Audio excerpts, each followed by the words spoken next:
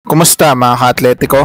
Wala nang pag-asa si Manny Pacquiao na makasabak sa 2024 Paris Olympics. Ito'y matapos na desisyonan ng International Olympic Committee o IOC na hindi napasok ang edad ni Pacquiao para sa pinakamalaking sporting event. Tumugon ng IOC sa appeal ng Philippine Olympic Committee na payagan ng 8-time World Division Champion na makasali sa Olympics. Ngunit nanindigan ng IOC na hindi napasok ang edad ni Pacquiao na 45 para makipagsabayan pa sa boxing event sa Paris. Sa pinadalang liham ni James McLeod, ang IOC Director for National Olympic Committee Relations, nakasaad sa kanilang qualification system ang age limit na 40 para sa mga lalahok sa boxing event sa Olympics. The only valid boxing qualification system for Paris 2024 is the one approved by the IOC Executive Board in September 2022, published and distributed to NOCs and boxing national federations on 6 December 2022.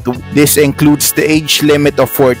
Ayon kay McLeod, matatandaan na sinabi ni Pacquiao na nais niyang makasali sa Olympics dahil ito na lang ang kulang sa kanyang resume bilang boksingero. My heart and desire is to claim a gold medal in the Olympics. Wika ni Pacquiao sa dating panayam sa kanya. Maging si Philippine Olympics Committee President Bambol Tolentino ay dismayado rin na hindi na masisilayan si Pacquiao sa Olympics. Too bad our beloved boxing icon is disqualified because of his age and that everyone needs to go through qualifiers in all sports to be available to participate in Paris. Wika ni Tolentino. Kung tutusin, kahit hindi naman na makasabak si Pacquiao sa naturang sporting event ay wala na siyang dapat patunayan pa. Hindi biro ang naabot ni Pacquiao hindi lang sa boxing, kundi sa Philippine sport in general. Siya lang naman ang naglagay ng Pilipinas sa mapa pagdating sa mga world-class athletes. Maraming tumitingala sa mga Pinoy na atleta dahil sa kanya. Kaya naman kung kami ang tatanungin, dapat ay magpahinga na si Pacquiao sa boxing at mag-focus na lang siya sa ibang bagay tulad ng kanyang mga negosyo.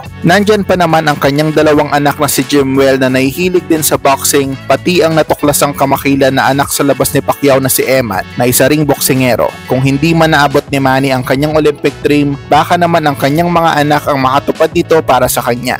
Anong tingin nyo rito mga ka-atletiko? Dapat lang ba na hindi napilitin pa ni Pacman na sumabak sa Olympics? Comment mo na yan.